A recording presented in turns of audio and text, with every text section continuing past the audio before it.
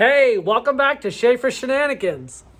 I'm not really sure right now if the camera can pick this up, but it's actually like 19 degrees out. We got a bunch of snow everywhere, but the wife's Suburban, it needs some work.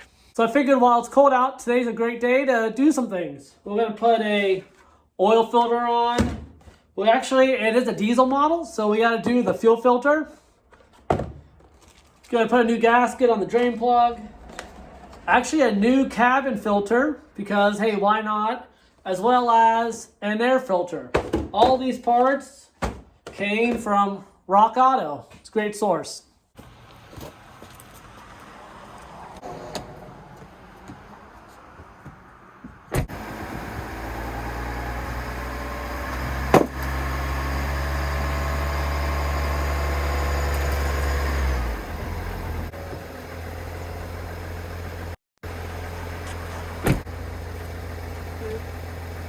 Okay, with the truck up in the air on the ramps, let's go ahead and change and get ready. We'll do this the easy way though.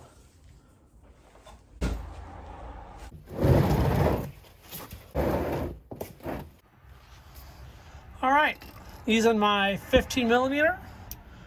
Go ahead and put this on. And we're just gonna break it loose. That was a little tight. Tighter than it should have been. Thanks, GM. Oh yeah, nice and hot. Now I did let this truck run for a while. We went on a recent drive, so everything under here is pretty hot, especially since it's cold out, like 19 Freedom units. We want to make sure everything's pretty warm.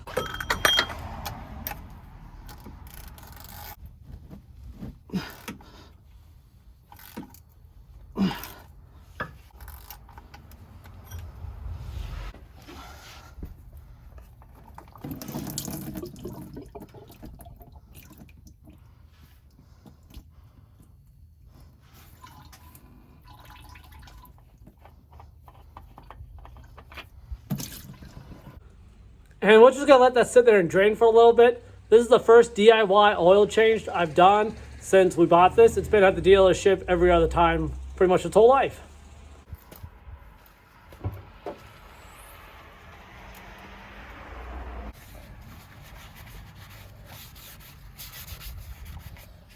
And to help it drain faster, we're just gonna undo the oil cap, let it vent. If you ever wonder what kind of oil this takes, make sure it's the Dextrose D oil for the Duramax. D for Duramax. And while the oil still drains and the filter housing drains, let's go ahead and get this air filter done.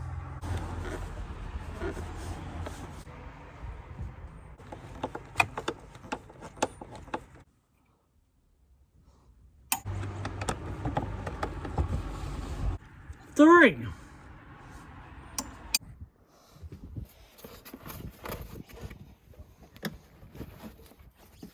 Okay, with that old air filter out, let's go ahead and get the new one ready.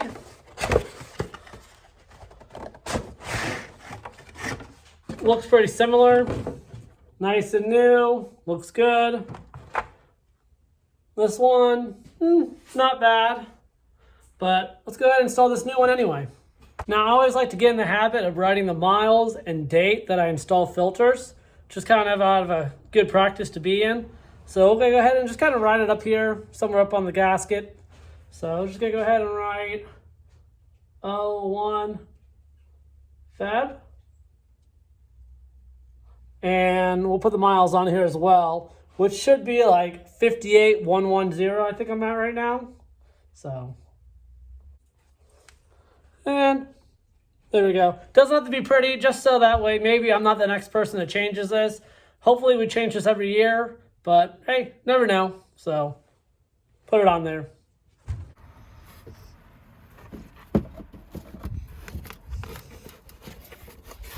Put one back in.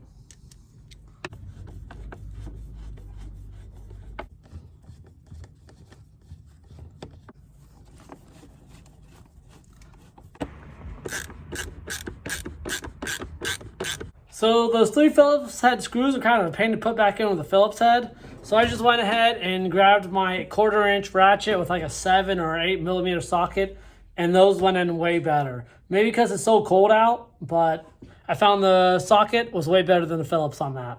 And while the oil's still draining out a little bit, let's go ahead and knock out that cabin air filter. I did buy a HEPA filter just because my family, we spend a lot of time in this car. We go on a lot of road trips, so why not treat yourself and get you a HEPA filter.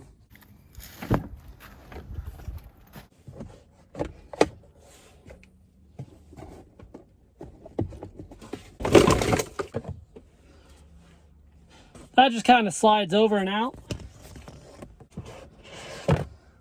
Ew. Look how dirty that was. Gross. So this is our new filter. This here's the old one.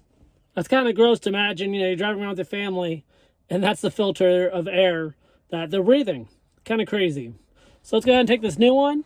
Again, we're going to write the miles and the date on it just because maybe when that next person touches this. So let's go ahead and do that. Okay, kind of same thing, right? We wrote down 01 February, 58,110 miles. And the important part is when you go put these back in, is the direction of the airflow. You want to make sure that goes the right way. But this is going to slide back in. That cover is going to go on and slide over. And we'll pick up all the trash that's in the glove box and we'll be good to go.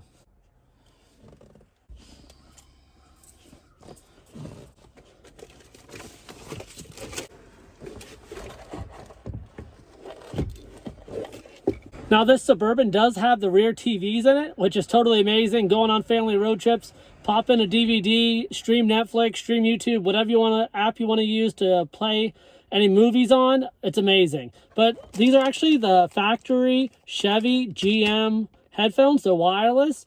We don't use them at all because we'll just go ahead and play the soundtrack or the audio from the DVD or Netflix or YouTube throughout the whole car. So really nice. If you ever go to look for one of these, get one with the TVs in it, I'm telling you. Okay, let's go ahead and put some oil in the engine. We'll put the drain plug back in, put the filter on, and actually went ahead and got new rubber gasket for the drain pan plug. GM says it's one-time use only. I'll believe them, I guess. So let's just go ahead, spend the 12 cents or whatever this is, and put a new one on. Step one, let's go ahead and get a new gasket on this drain plug pan. Clean this up a little bit. Part number for the gasket.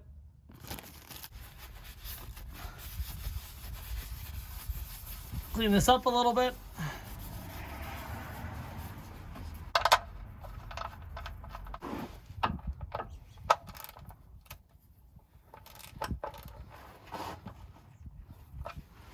Not super tight, just snug. And let's go ahead and get this cleaned up. Now, Dad always said when you take a oil filter, you want to go ahead and, especially if it's mounted vertical, go ahead and pre-fill it up a little bit. I know this is probably going to break the internet, but I'm just going to pre-fill it anyway. And then I'm just going to take some oil and just put it on this gasket just to kind of lube it up a little bit. Let me know in the comments, do you pre-fill your filters? Let me know. I'll read them down below. Check this out. That oil is green. That's weird. Diesel oil is green for Mobil 1. Huh.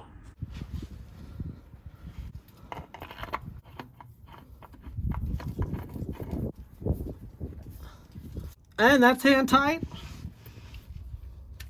And I'm just gonna give it another half a turn. There you go. Not too tight, but not too loose. Good to go.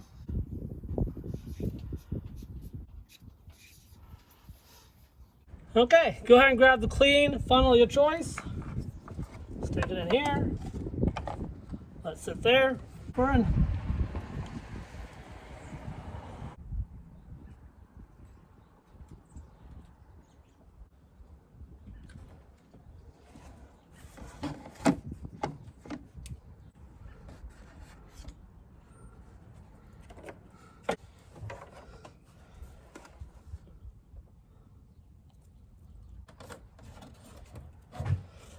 Good.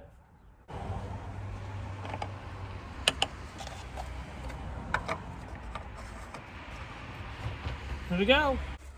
Now my big LLY Duramax that has the ZF6 transmission in it, it actually just takes 2.5 gallons, which is super simple because you just grab the 2.5 gallon jug of oil. I always run Rotella in that truck. But with the small Duramax, actually takes like 7 quarts of oil. So you saw me dumping 5, and then I did 2 more out of that other jug. So if you're doing a filter and an oil change, it takes 7 quarts. Kind of annoying, honestly.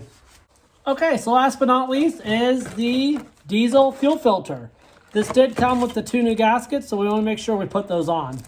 Okay, your diesel fuel filter on the Suburban, Tahoe, Escalade, Yukon models is actually right underneath this driver's side door. It's going to take a 36 millimeter socket. The housing is plastic, so just be careful when you're doing it in the cold like this, as it could crack.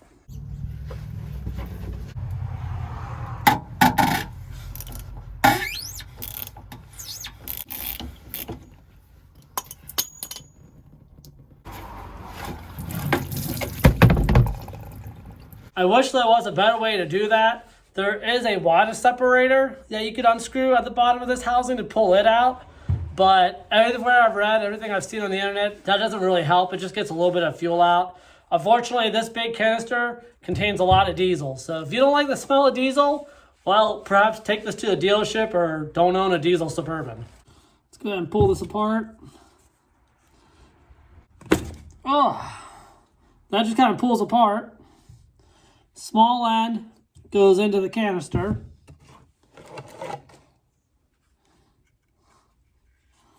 Kind of push it back together.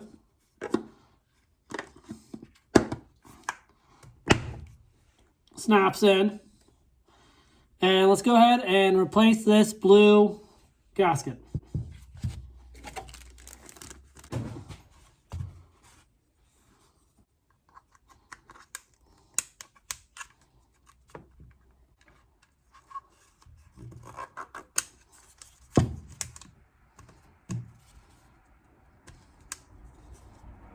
Make sure the gasket goes below the threads into this channel right here, and make sure it goes in all the way around.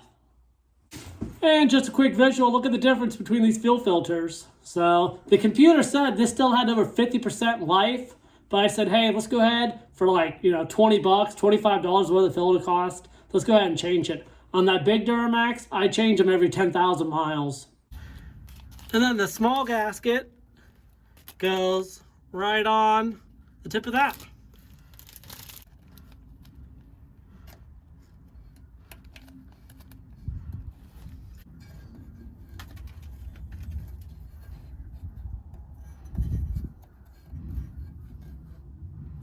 There you go. And let's go ahead and reassemble it.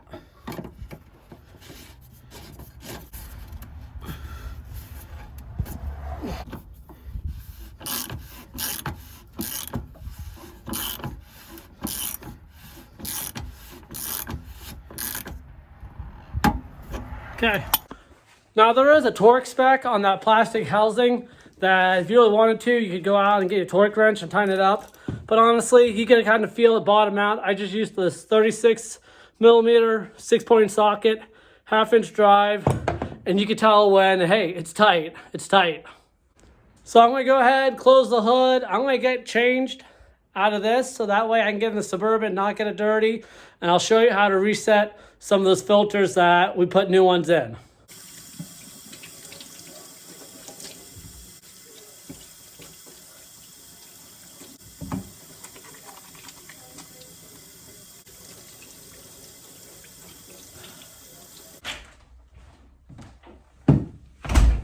All right, we went ahead and changed. Let's go ahead and fire up the Suburban.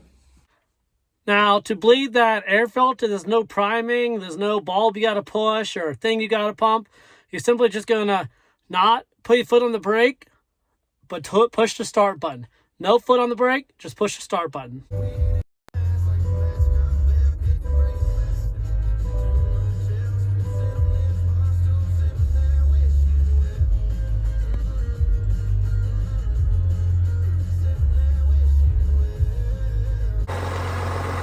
All right, let's go check for your leaks. Let's check any oil leaks by the filter, by the drain plug. And let's check to make sure that fuel filter housing's not leaking.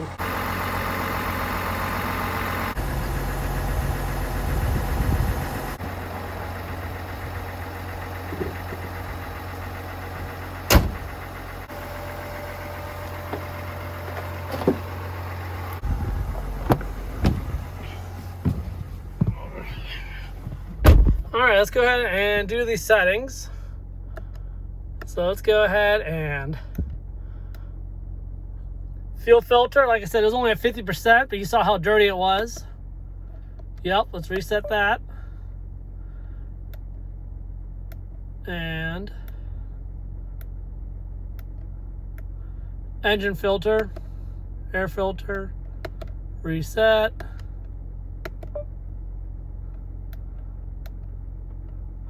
Oil life, yep. Okay, let's shut her off. Foot on the brake.